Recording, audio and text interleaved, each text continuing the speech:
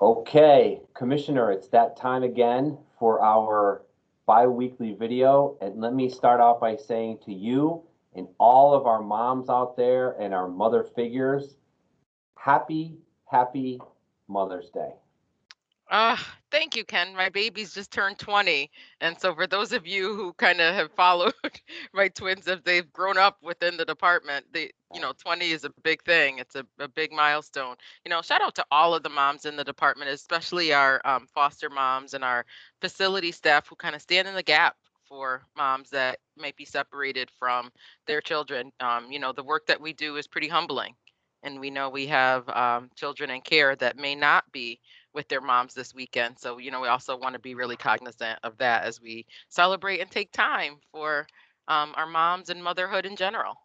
Absolutely. And so many of our staff have little ones at home, and what an amazing job they've been able to do and the strength that they have shown over the past, I would say, 14 months now, not just over the past year, 14 months. So kudos to all of our moms in the workforce for all they do for their little ones, their big ones, and their families. Still doing the work of the agency while what is it, remote school work. I mean, I talk about my 20-year-olds. Virtual I school. cannot imagine what it has been like for our staff who have had to learn how to help their kids do their schoolwork at home. Yeah. This has been a rough year, but thankfully we've had the benefit of telework to be able to allow for some flexibility to allow that to happen. And we were able to talk about that in our town hall earlier this week, and just about the way the department has pivoted during the pandemic to really adapt to this ever-changing world of COVID-19 infiltrating our communities. So Yeah. yeah, it was good to be able to have that many people logged on at the same time. I felt your presence. What was it, Matt? I think we had about 1,700 Yeah, people. at one point. Isn't that crazy? That's more than half. It's more than Yeah. half of the department that was on, so that's really great. And I think tied to the town hall, we do expect this coming week some more information from Governor Lamont and yourself in regards to reentry and telework and really clarifying a number of questions that staff have. So that'll be a nice continuation for staff to have some more definitive answers on what the next steps are going to be. Right.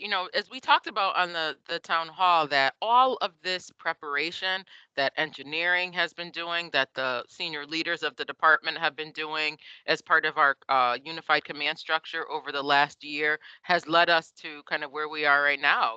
We're at the point at which by the end of this month, we will have shifted to all in-person Yep. contacts and the work that we do from the virtual environment. So hopefully a lot of that is underway. We'll be undoing the triage processes that we had in place. We heard today that the facilities are lifting some of the restrictions related to Yep. people coming on campus and some of the things that you're able to do on campus. So the world is opening back up, and we have been safe. We have been planful, and we have been leading with this balance of keeping our staff safe as well as being responsive to the community that we serve. We certainly have. And really connected to the messages that you just said um, is also a fact that this month we're not just celebrating our foster parents, but it's also Mental Health Awareness Month. And you have Yeah. traveled the state with Governor Lamont promoting the mental health services that we have available and additional funding that's coming. And also, we have our Behavioral Health Summit on Monday morning. So what can you tell us about all of those related? Right. As you all know, DCF is a consolidated agency. We have the child protection side, but then we're also responsible for children's behavioral health in Connecticut. And we know that the children's behavioral health plan got promulgated right around the Sandy Hook time in terms of Yeah, responsiveness to children's behavioral health. And since that time, it's been updated and continue to work across state agencies to think about the full service array of mental health services and interventions for kids. yeah, And so what we'll have on Monday is the next Children's Behavioral Health Summit that will start to think about what is it that we will need along the recovery standpoint from that imperfect storm of COVID-19, racial unrest, and economic devastation that has converged over the last year. And I think the folks in clinical and community support, shout out to Joshonda and Tim Marshall and all the folks that work with Michael Williams and really developing a children's behavioral health plan that takes into consideration not only just recovery from the pandemic, but just the full spectrum from the lightest touch to the deepest end of what we need as far as clinical supports for kids, all kids in Connecticut. Absolutely, absolutely. So more details to follow Yeah. there. And this past week, we actually celebrated Teachers Day. And I know that you and I not only are administrators with the department, but we both have experiences teaching at universities. Yeah. How do we say thanks to our teachers? I don't even know where to begin. Ken, I'm also a TK. I'm a teacher's kid. And so I Very know true. the Very true. sacrifices that teachers make related to their own families as they deliver education and academic curriculum to Yeah. kids. And they've had to do it differently this time. They've had to, some of them still teach remotely. Be disconnected from their students. Some of them, when they did, they were allowed to go back into the classroom. It was different, getting back out there and, interfacing with kids in a very different way. So our teachers really, really deserve the shout out this month and for the entire year of what they've had to do to kind of acclimate. Over the next couple of months, you'll see things that are helping kids recover from almost a year loss. A lot of kids lost a lot of academic gains, and we know with disparities, particularly in not a lot of our equity work, that's going to be important for us to help kids get caught back up over the summer, but also have some fun. Yeah, the good news is I'm hearing that proms are going to go ahead as scheduled, and we're going to have graduations with, families allowed a certain number of individuals. So we're getting there. But kudos to our teachers, and we are now in the midst of Nurses Week. So as much as we say, how do we thank our teachers? How do we thank our nurses? It's the month of celebrations is what we're in the middle of right It now. is. I told Dr. Taylor that, I'm so excited that this is Nurses Week and we could shout out our nurses, particularly um, those nurses that have been in round the clock operation during They sure COVID, have. and really, particularly our nurses in our congregate facilities. I also want to give an extra special shout out to the folks at Solnet because whether they're nurses or they are direct care, it's been kind of hard, particularly at Solnet South, where there's been some Yeah, staffing challenges there. We had 20 emergency hires start today in today. orientation to try to alleviate some of the pressures there. So shout out to Jody and the HR business partners that really made that happen to kind of get some additional staffing over to the Solnets. But as we are in Nurses Week, I told Dr. Taylor, this is healthcare professionals year. It's not just Nurses Week because this has just been something that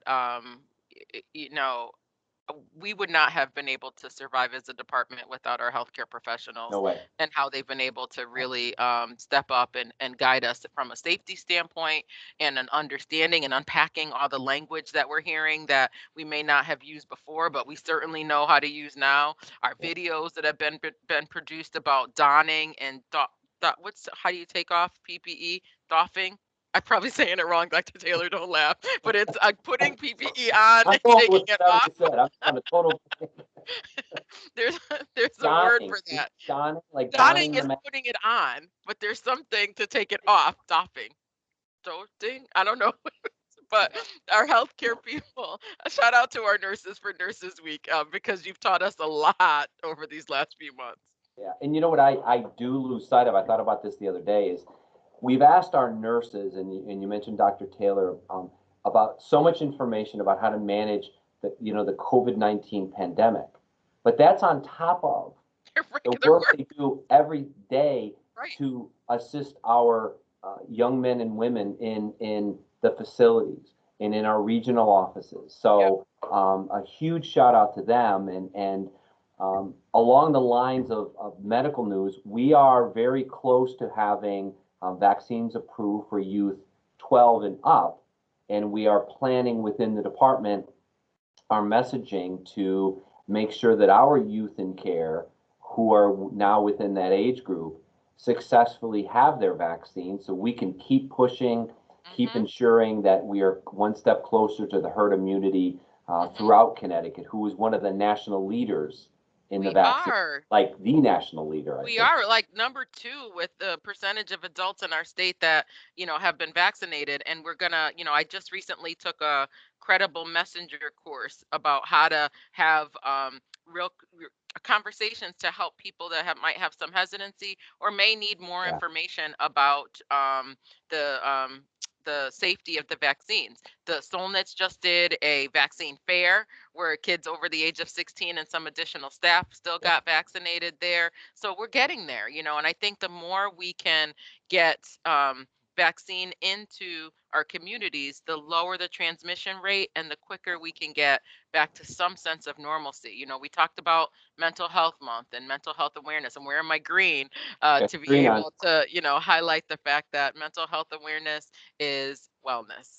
Really thinking about our healthcare in the sense that it's not just our physical health, but our mental health and our psychological safety. That whole voluntary coming back into the offices when, you have some time to be able to work from the office before we're kind of there more regularly, Yeah, is about our mental health and really seeing all the things that engineering has been doing to ready our spaces, to make sure the air quality is also addressed, to make sure we have PPE available to everyone. They've been working around the clock to make sure that our workspaces are prepared. And yeah, remember, when we were talking about thinking about coming back into our offices, that's just as much about our mental health as it is, absolutely. our doing our work. So, Mental Health Awareness Month and being prepared for what it's going to mean being back in our physical workspaces is all about safety, planning, and preparation.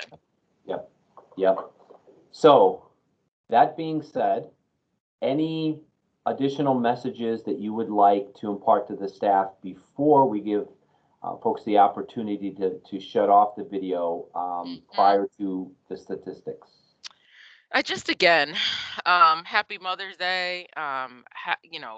Big hugs to the kids that are separated from their moms, and preparation, planning, and safety is the message of the week. We're gonna do a special edition of another commissioner video towards the end of the next week. So this Yep, time next week, we'll get back on again to make sure that if there's any messages that come out from our authorizing environment, that we can clarify what that means for us. yep, But I appreciate all the questions and comments and uh, commentary that have come through the telework survey as well yeah, as our COVID-19 mailbox. We got a yep. ton after We the sure did.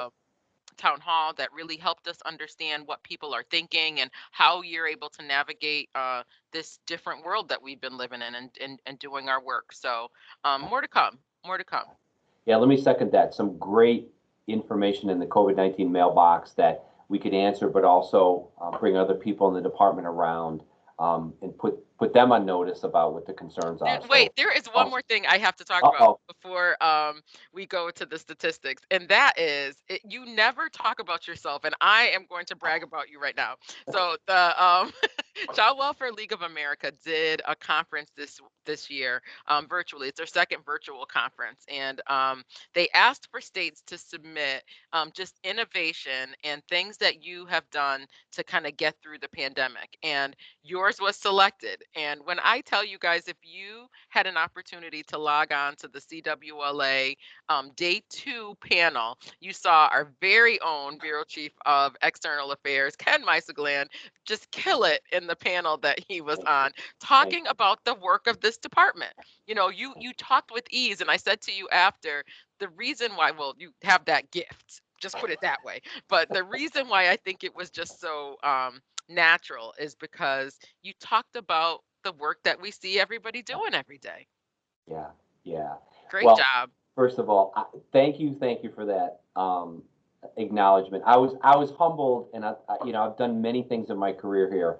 What an honor to represent the state of Right. Connecticut. And as I said to you, and as I said to the staff, I was the voice of everybody's collective work. And I was on a panel with staff from Louisiana, Maryland, and I think Nebraska. And so proud of what Connecticut's been able to Right. do. A lot of great questions coming back our way. And, we've had some very tough times. We may have tough times in the future, but the planning that we have done and the collaborative efforts and what we have been able to accomplish in telling our DCF story has really been fantastic. So we had a really good week. We had a really good week. Really have. So We thank really you have. for that. Stay Thank you. tuned for more. So while we shift over to our statistics for the week. Yep. So if you want to shut your monitor off, now would be a time to do that. So what we have now, Commissioner, is we're over 1,100 total positives in the past 14 months, which breaks down to 406 caregivers, 303 youth in care, and 297 staff members. So again, push the vaccines, social distancing, masks, doing all the things that we've continued to do up until this point. Yep, we've had a few nice chunks of time, a couple of days threaded that we've had no staff positive, and that was like the first time in months that happened. We see definitely a downward trend that also mirrors the Connecticut trends of lower transmission and lower positive. So we're definitely moving in that direction. I think with more vaccine and with more masking inside, as we've been doing, continuing with hand hygiene and social distancing, we're able to tamp down this transmission rate considerably. And as we, trek towards herd immunity and really trying to get back to normal, we appreciate but are also humbled by the losses. We had a foster parent this week on a ventilator. This is a very real virus still out there. We know that there are people that have lost family members. So it's still very important for us to pay attention to the the the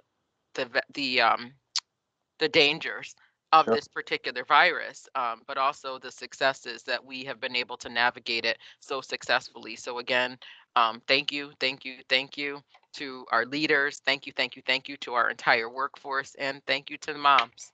You bet. Happy Mother's Day, and we will All see right. everybody in about a week. Yep. Take All care, right. everyone. All right.